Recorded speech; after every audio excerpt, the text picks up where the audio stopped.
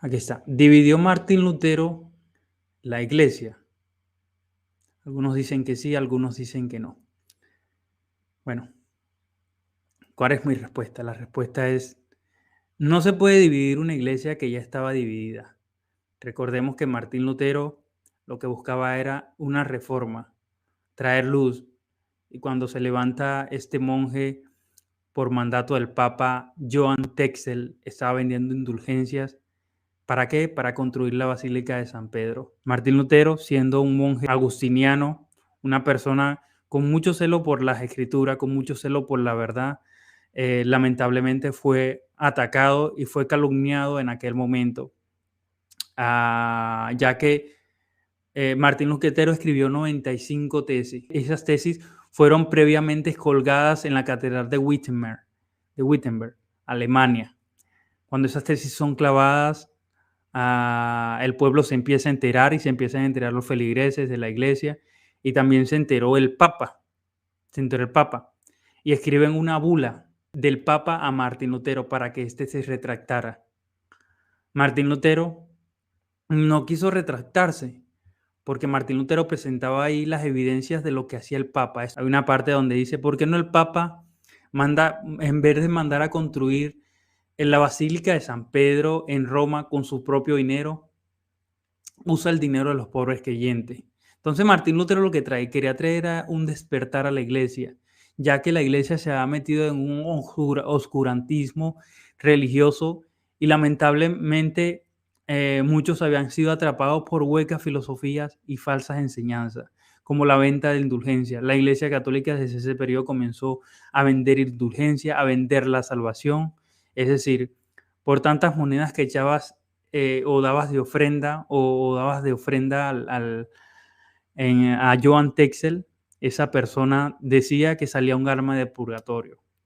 A los principios de la reforma, Martín Lutero creía en el purgatorio. Luego después lo negó. Pero Martín Lutero decía, ¿por qué no el Papa saca las almas del purgatorio por amor? ¿Por qué no el Papa saca las almas del purgatorio por amor? Sino que lo que usa lamentablemente es el dinero. ¿Por qué no la saca mejor por amor? Y Martín Lutero comenzó a cuestionar al Papa. Por esa razón se fueron clavados las 95 tesis. Ahora, muchas personas le dicen a Martín Lutero que él fue quien dividió la iglesia. Sin embargo, esto no es del todo cierto, ya que no se puede dividir una iglesia que ya venía dividiéndose. Recuerda que los primeros divisores fueron los de Occidente, ya que recordemos que la iglesia oriental y la iglesia occidental eran una sola iglesia. Estas iglesias se conocían como la iglesia ortodoxa griega y la iglesia que conocemos hoy día como la iglesia católica romana. Ahora, estas divisiones mayormente se gestaron fue por el papado, hermano. Ambición de poder. Lamentablemente, por el papado se gestaron todas estas divisiones. Pero antes de seguir, quiero mostrarles un video de donde un señor llamado Luis Toro, un sacerdote católico romano, asegura que el protestantismo lo creó el diablo. Que el protestantismo lo creó el diablo. Vayamos a ver este interesante video. Del diablo, que significa diablo, significa el que divide, va dividiendo para destruir la iglesia de Cristo. Ese trabajo del diablo. Y los protestantes, sin darse cuenta, sin querer, sin saber, están trabajándole al diablo, dividiendo la iglesia de Cristo, que es una, y que la fundó el mismo Cristo.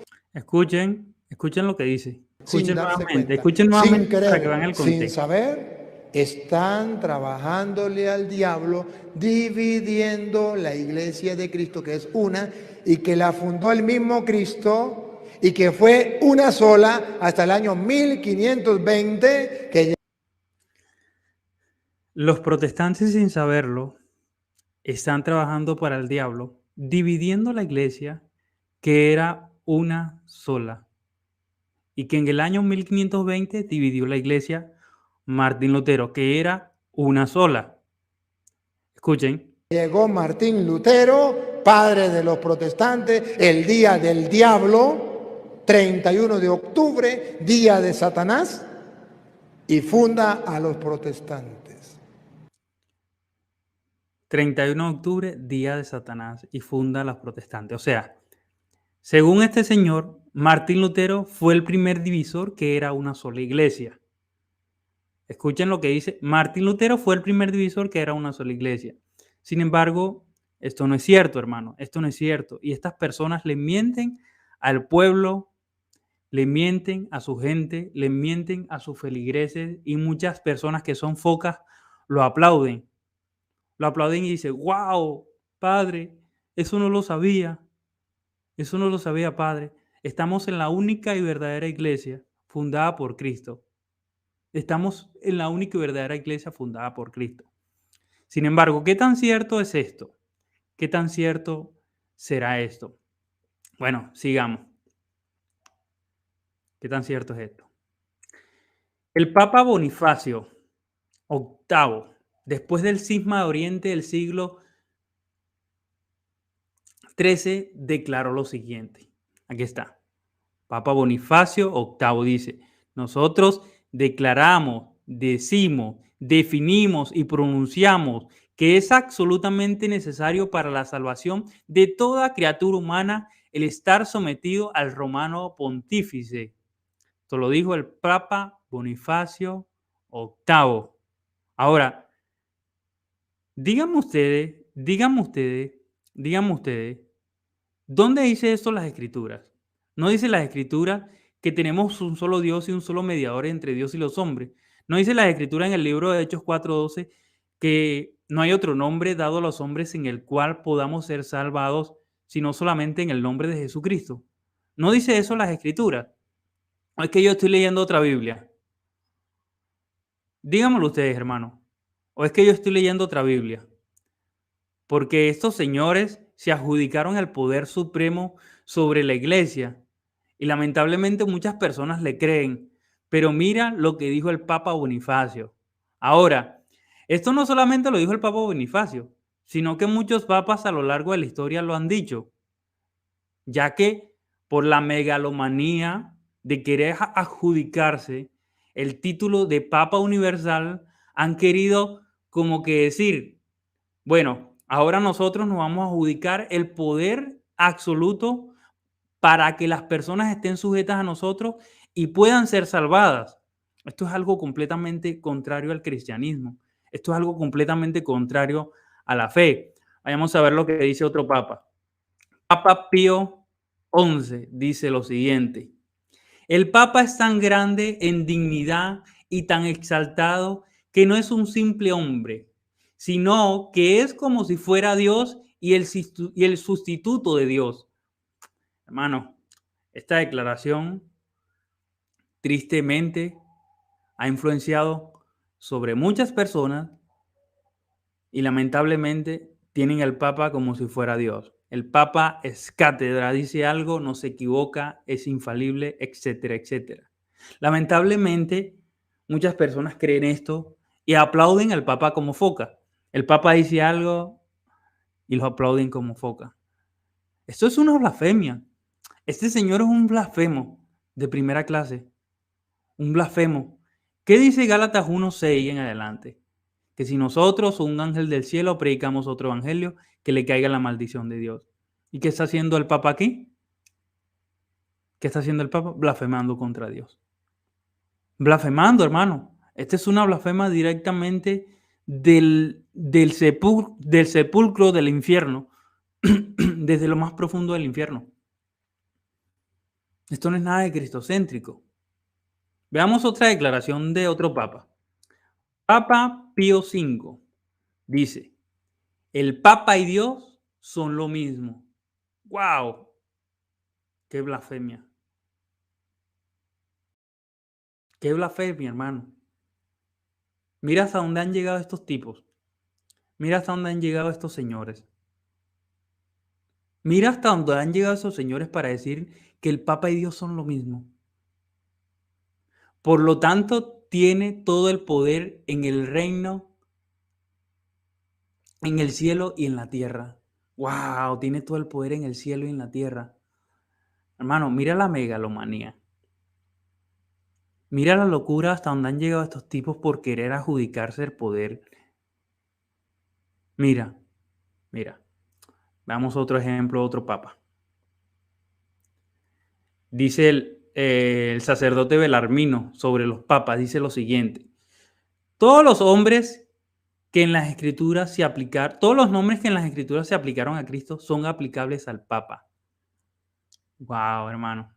¿Vieron por qué Roma abusa?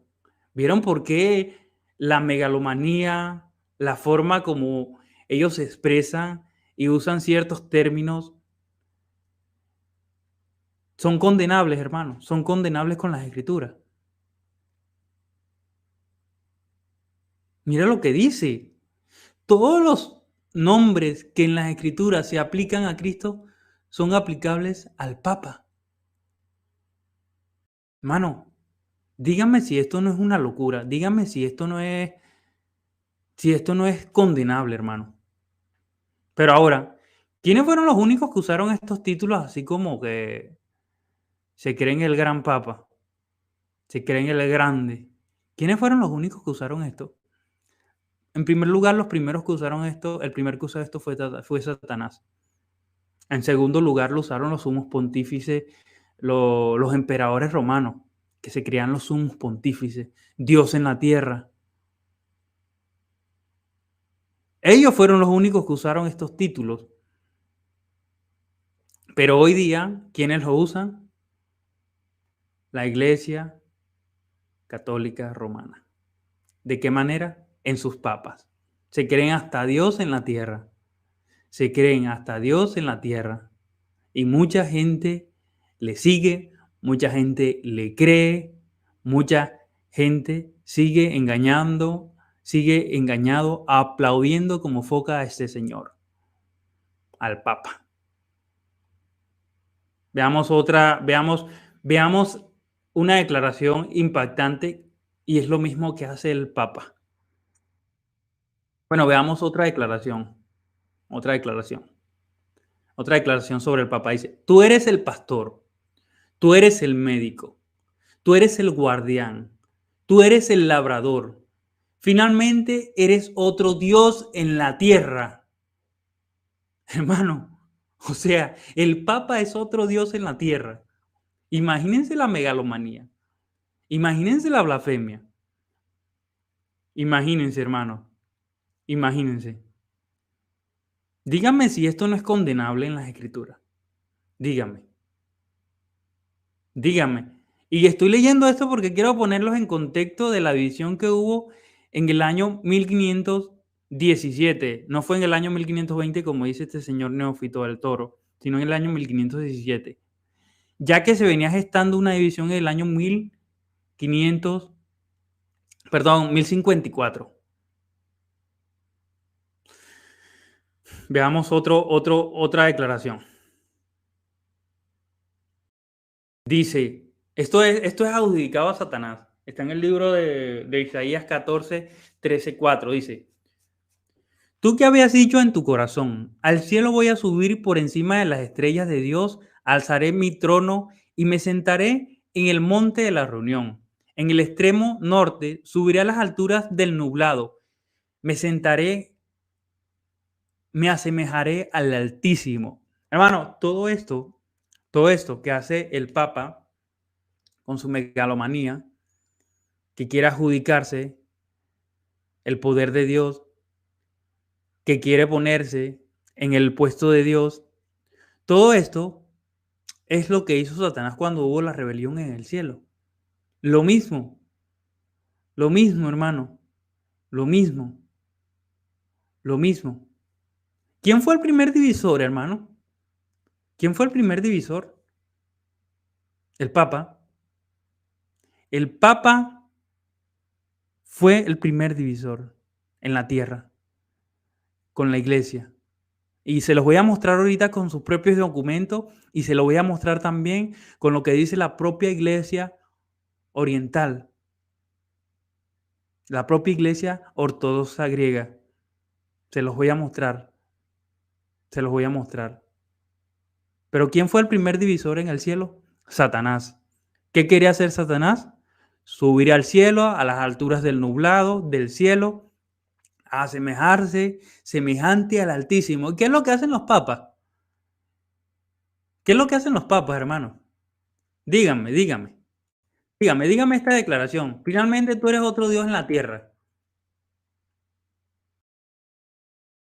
Hacerse semejante al Altísimo. Mira, todos los nombres que en las Escrituras se aplican a Cristo son aplicables al Papa. O sea, un solo Dios, un solo mediador, Dios encarnado, príncipe de paz, sumo pontífice, etcétera, etcétera, etcétera. Todos los nombres se le dan. Hermano, es condenable. Mira, el Papa y Dios son lo mismo. Mira, el Papa es tan grande, es de tan grande dignidad y tan exaltado que no es un simple hombre, sino que es como si fuera Dios o el sustituto de Dios. ¿Quién es el único que dice esto, hermano? Satanás, el diablo. Y el diablo es mentiroso desde el principio. Y esto es lo que ha hecho los papas. Por eso es que vino la división. Ahora vamos con los documentos de la iglesia. Vamos. Mira lo que dijo el Papa Gregorio, que fue uno de los papas que rechazó completamente el papado.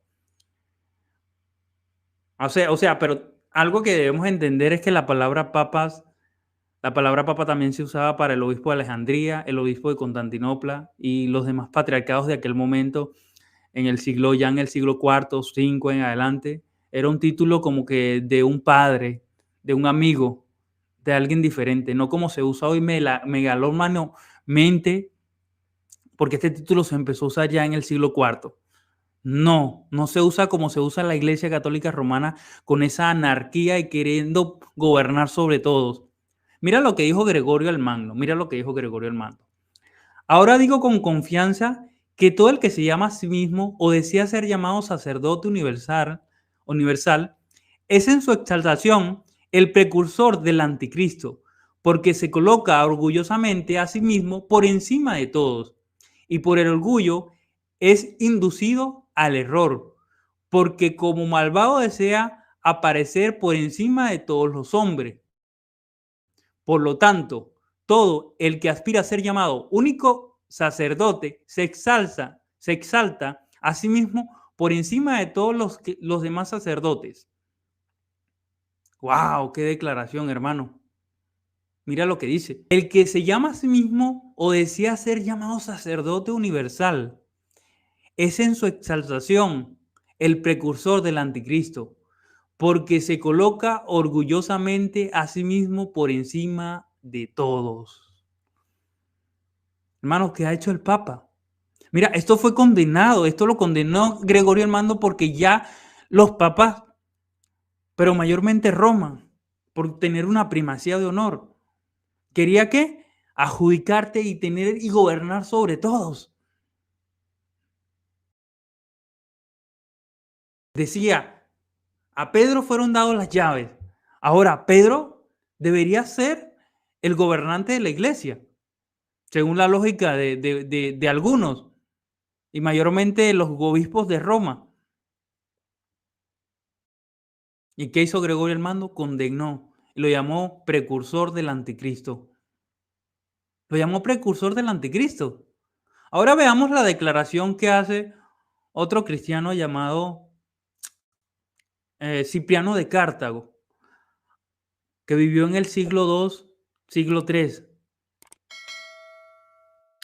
Fue un importante obispo de Cartago de África. Presidió en el concilio de Cartago que tuvo lugar en el año 255, que dijo: porque ninguno de nosotros se erige obispo de obispos, ni por terror tiránico se obliga a su colega a la obediencia obligatoria, visado que sea cada obispo, según la concesión de su libertad y poder que tiene su derecho de juicio, y no puede ser juzgado por nadie más que por él mismo, y él mismo puede juzgar a otro.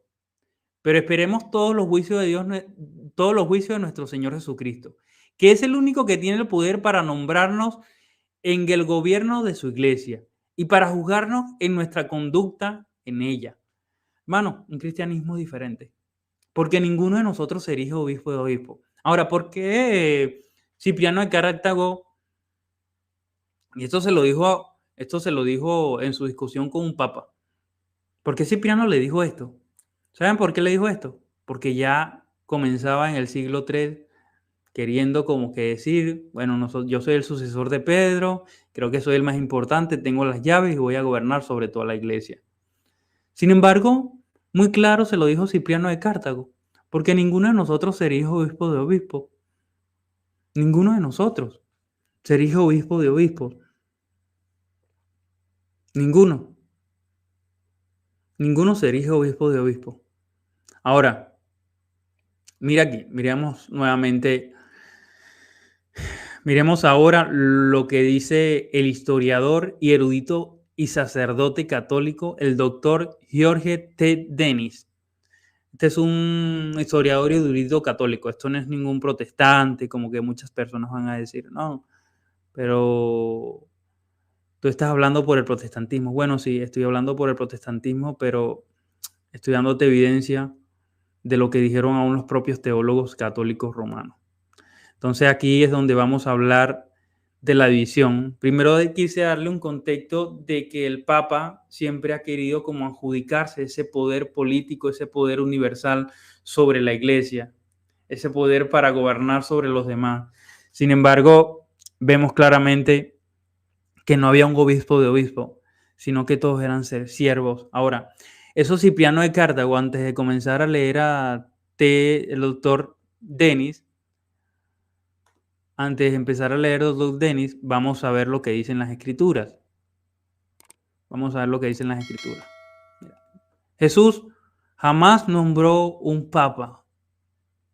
Mira, la Biblia dice en el libro de Mateo 16, 18, dice, y a ti te daré las llaves del reino de los cielos, y todo lo que atares será desatado, y lo llamó Pedro, tú eres Pedro, y sobre esta roca edificaré la iglesia, etcétera, etcétera, etcétera.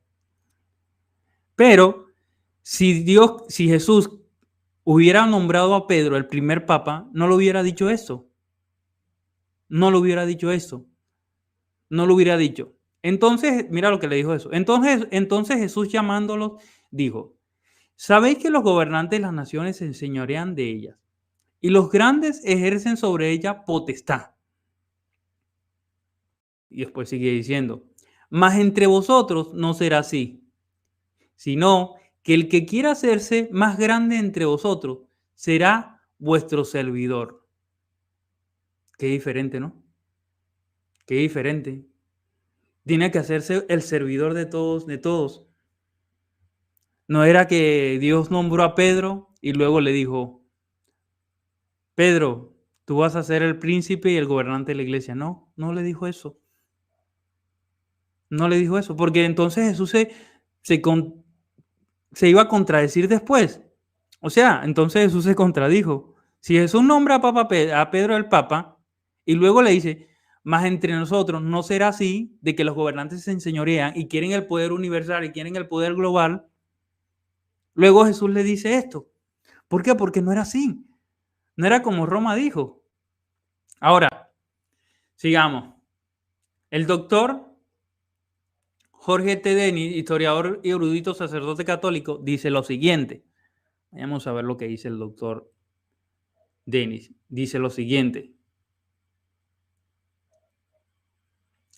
En un artículo publicado en la revista christianitoday.com con el nombre de 1054, Cisma de Oeste del doctor T. Dennis, reconoce lo siguiente.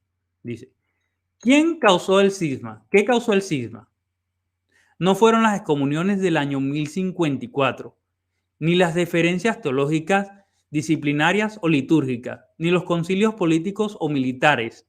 Esto pudo haber predispuesto a las iglesias a separarse, o sea, las puso como que en predisposición a separarse. Al igual que los prejuicios, la incomprensión, la arrogancia y la simple estupidez.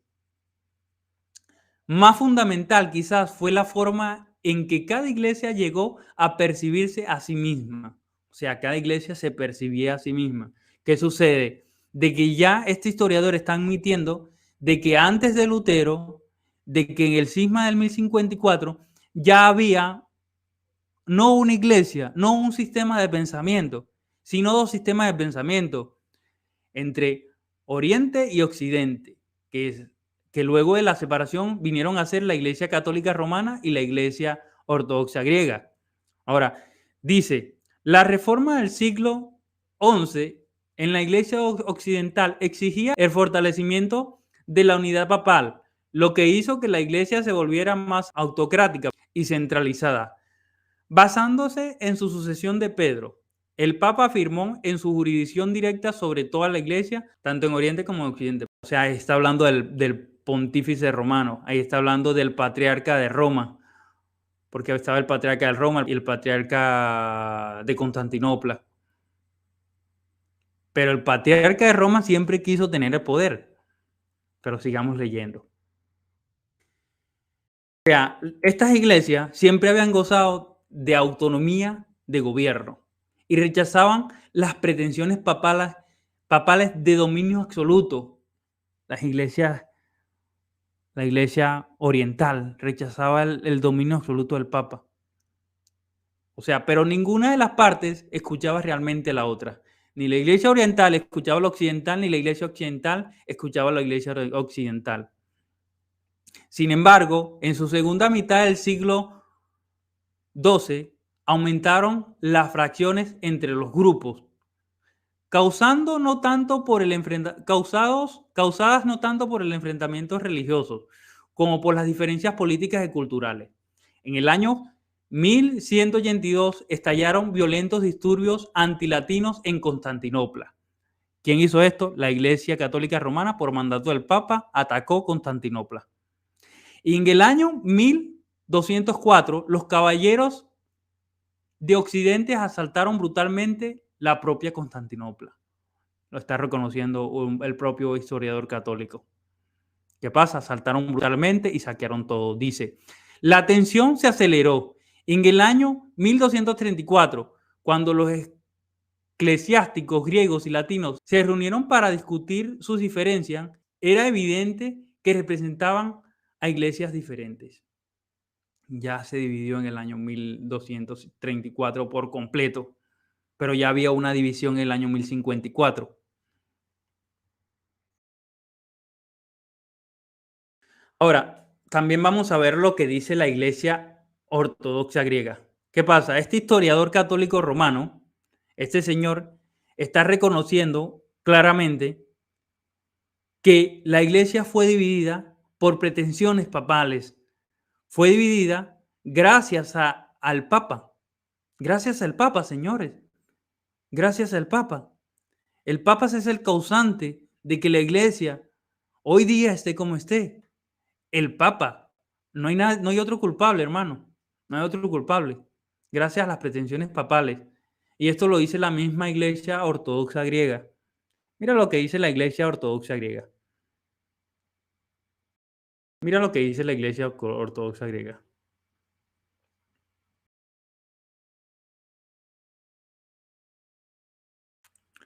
Mira lo que dice la Iglesia Ortodoxa Griega. Dice, la Iglesia Ortodoxa dice lo contrario. O sea, lo contrario a lo que dicen muchos católicos romanos, que el cisma vino de Occidente. El cisma de Occidente es que la Iglesia Católica Romana le adjudica que la división vino gracias a la Iglesia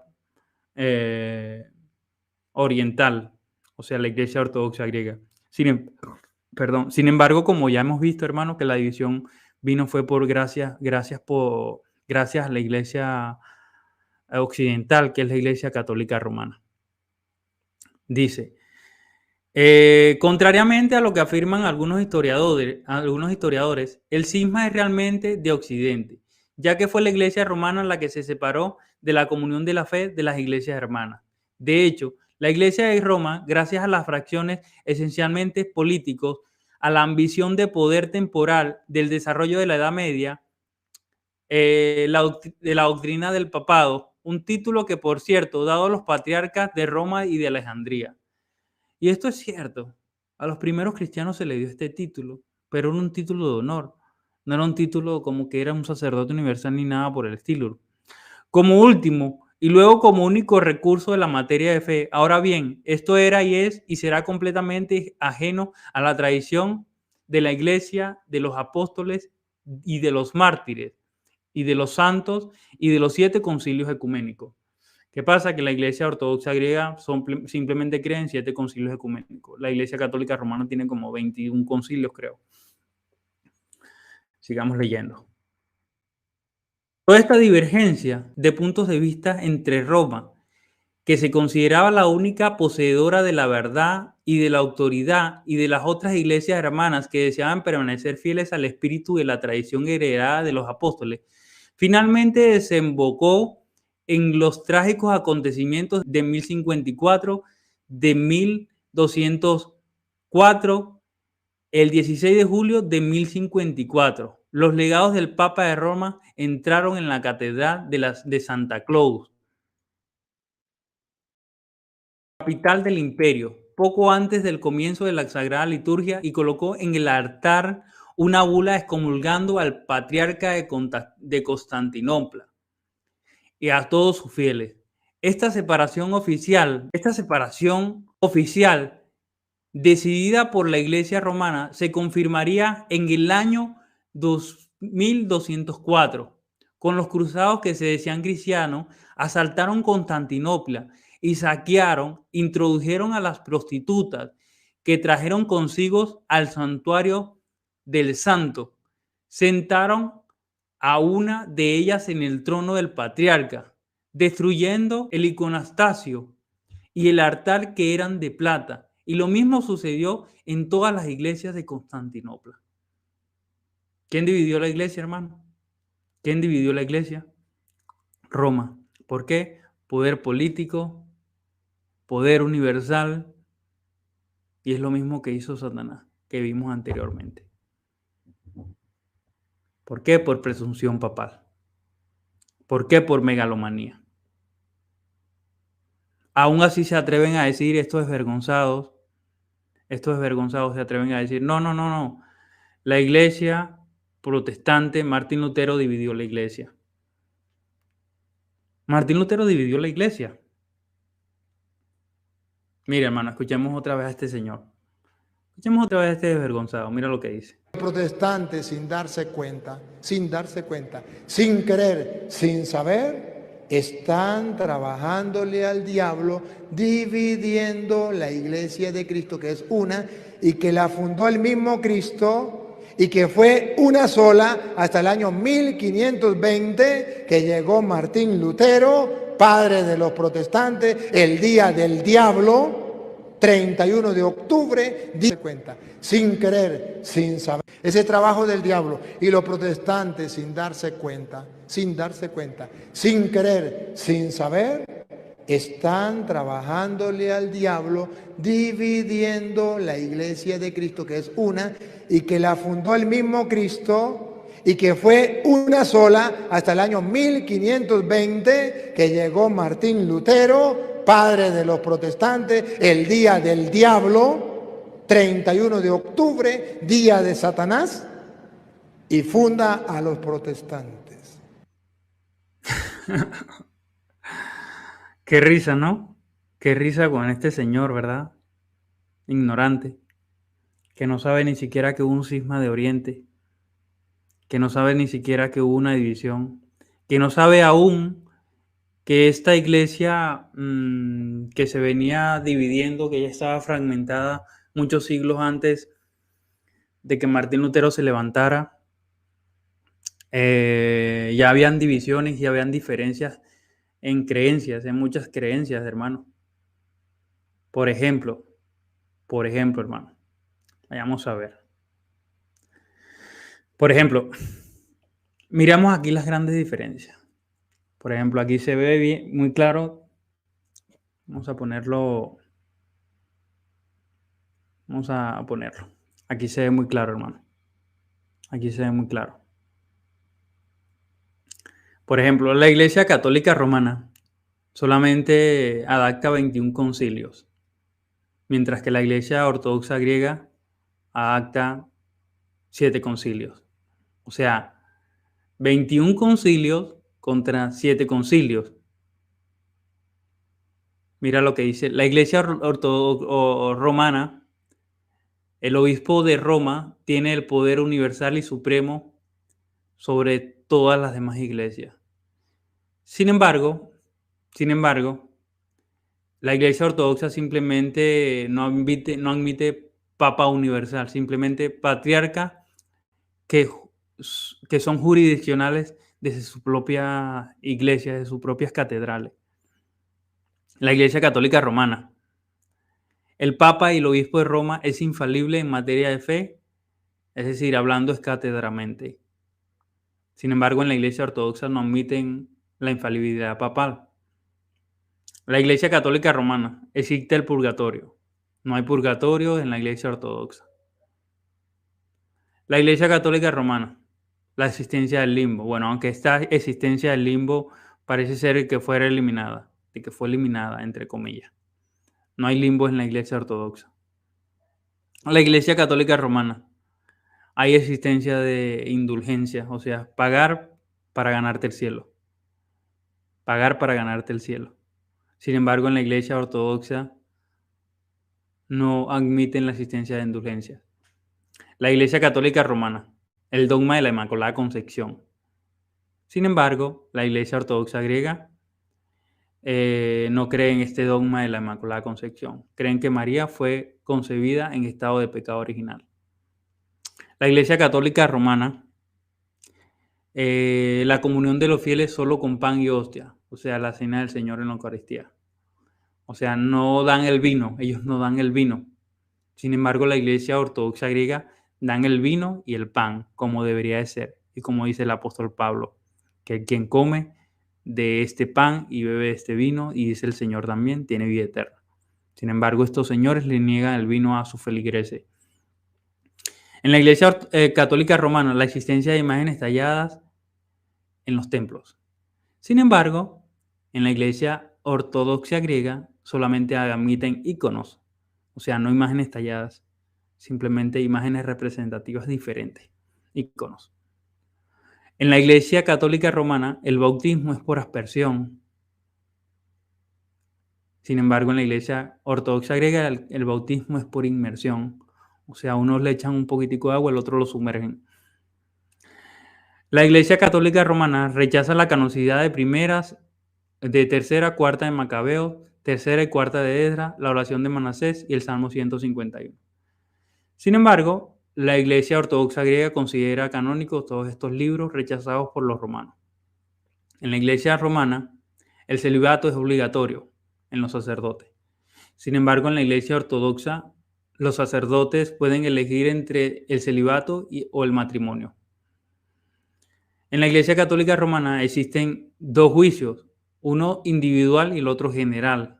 O sea, el día del juicio como tal y el día del juicio cuando muere. Sin embargo, en la Iglesia Ortodoxa griega existe un solo juicio, que es el juicio universal, cuando todos mueren y después vamos a ser juzgados todos el día del juicio. No existen 2 juicios como tal.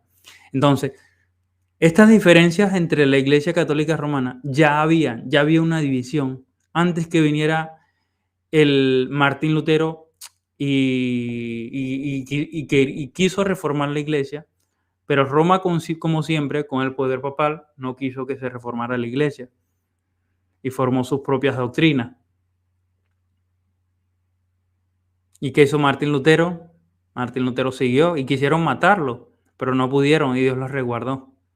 Dios los resguardó y la reforma se siguió proclamando. Hoy día, como dice un teólogo y historiador, teólogo y escritor brasilero, él dice, el protestantismo es la revolución más grande que ha existido después de Jesucristo. ¿Por qué? Porque lo que ha hecho la Iglesia protestante en solamente 500 años, la Iglesia Católica Romana no lo hizo en más de 1500 años. Oigan bien, lo que hizo la Iglesia protestante en solamente 500 años en el mundo entero, en fundar universidades, hospitales, etcétera, etcétera, no le hizo la Iglesia Católica Romana en 1500 años, porque ellos se dicen que vienen de Cristo. No hizo nada, prácticamente. No hizo nada comparado con lo que ha hecho la Iglesia protestante. Ahora, no solamente hay divisiones entre la Iglesia Ortodoxa griega y la Iglesia Católica Romana, que eran una sola iglesia, pero que ya había esta brecha, estaban divididas. Ya esa brecha estaba dividida. ¿Por qué? Por poder político y por pretensiones papales. También hay dentro de la propia Iglesia Católica, dentro de la propia Iglesia Católica Romana, también hay una división enorme, que es, bueno, existen los católicos carismáticos, los católicos tradicionalistas, los católicos modernistas, los católicos lefebristas, los sedevacantistas, los benevacantistas, los católicos coptos, los católicos, etcétera. Hay muchos tipos de católicos y muchos movimientos aún que se gestan dentro de la propia Iglesia Católica Romana. Para que ellos no hablan de eso por el simple hecho de que le van a descubrir sus mentiras. Van a decir, no, la Iglesia Católica es una y fue fundada por Jesucristo. Sin embargo, ellos no hablan de esto. Pero ahora, ellos tienen dentro de sus filas los católicos carismáticos, que hoy día en el mundo son aproximadamente más de 100 millones. Más de 100 millones. Ahora, estos dos grupos tienen diferencias. Por ejemplo, los católicos tradicionalistas creen que el bautismo del Espíritu Santo es un evento que ocurre al momento de ser bautizado en el agua. Sin embargo, los católicos carismáticos, hay un bautismo en agua y otro en espíritu. Es decir, son dos diferentes. El bautismo del Espíritu Santo y el bautismo en agua. Sin embargo, el católico tradicional cree que este bautismo en agua es simplemente el mismo del Espíritu Santo. Los católicos tradicionalistas, el don de lengua se refiere a las lenguas idiomáticas o humanas. Eso se refieren los católicos tradicionalistas. Lenguas idiomáticas o humanas. Sin embargo, los carismáticos dicen que el don de lengua se refiere a lenguas angelicales, ininteligibles, o sea, algo que no puede ser entendido por el oído humano. Los católicos tradicionales dicen que el don de lengua no existe hoy día, pero sirvió para esa época apostólica. O sea, ese don no opera hoy, pero sirvió para esa época. Sin embargo, los carismáticos creen diferente. El don de lengua sigue existiendo hoy día y por eso puedes buscar los carismáticos de internet y vas a encontrar que muchos hablan en lengua, muchos se caen en el piso, muchos sacerdotes practican esta cosa de tirar a las personas al piso. Los tradicionalistas dicen que no existe tal cosa como caer por el Espíritu Santo. Sin embargo, los carismáticos dicen que hay que caer bajo el poder del Espíritu Santo. Los tradicionalistas, no hay retiros, ni sanación interior, ni liberación. Los carismáticos, hay retiro, sanación interior y liberación. Los tradicionalistas, la posición escatológica mayormente son preteristas. Mayormente. Algunos son preteristas parcial, unos preteristas completos, o alguno podría adaptar un futurismo mediano. Sin embargo, los católicos carismáticos, la mayoría abraza el futurismo. O sea, de que el diablo aún sigue suelto. Sin embargo, la posición preterista dice que ya el diablo ya fue atado, ya fue derrotado y que estamos en el milenio prácticamente. Estamos viviendo el milenio, que es un periodo de tiempo indefinido. Vean las diferencias, vean las contradicciones de estas dos organizaciones, de estas dos ramas del catolicismo romano. Ahora, los tradicionalistas, como siempre, son radicales. Este tipo de personas como quién, como Sacrosantum, más Ropa el Calvo y todo este tipo de personas que se la dan de apologistas, para nosotros no somos verdaderos cristianos. Sin embargo, para los carismáticos hay salvación fuera de la Iglesia católica, incluyendo entre los evangélicos que son considerados hermanos. O sea, ellos nos llaman hermanos, no como los católicos que nos llaman, los tradicionales que nos llaman sectas. Mientras que los católicos tradicionalistas no admiten ninguna influencia del protestantismo, los carismáticos son fuertemente influenciados por libros, pastores y el movimiento carismático del protestantismo. Entonces, de eso que la Iglesia Católica es una sola, es una fachada, hermano. Es una fachada. Es un cuento de vieja. Es un cuento de vieja. Eso no tiene pies ni cabeza. Y la Iglesia ya estaba dividida muchísimo antes de Lutero. Ya estaba fraccionada. Ya estaba fraccionada. ¿Por qué? Por megalomanía, poder papal. Sin embargo, este caballero, Martín Lutero, hizo algo muy bien, muy bueno. Y es que trajo pasión y amor por la obra del Señor. Aunque dividió la iglesia, en ese momento no fue el primero que dividió la iglesia. El primero fue el Papa. El primero fue el Papa. ¿Por qué? Por pretensión papal, por poder político. Y el segundo también le echamos la culpa al Papa, porque Lutero no quería salirse de la iglesia. Lutero quería reformar la iglesia, que la iglesia se adaptara a la Biblia y no que siguiera teniendo estas cosas como venta de indulgencias, etcétera, etcétera, que lo siguió teniendo. Ahora, son 100 millones de carismáticos en el mundo entero. ¿Ustedes creen que la Iglesia Católica va a perder estos carismáticos? Claro que no. Y esto trata el ecumenismo. Tratar de ser un diálogo con los hermanos separados y luego llamarnos para que formemos parte de su iglesia. Ese es el plan, hermano. Ese es el plan. El plan es que nosotros dejemos de ser protestantes y nos vayamos a Roma. Nos vayamos a Roma.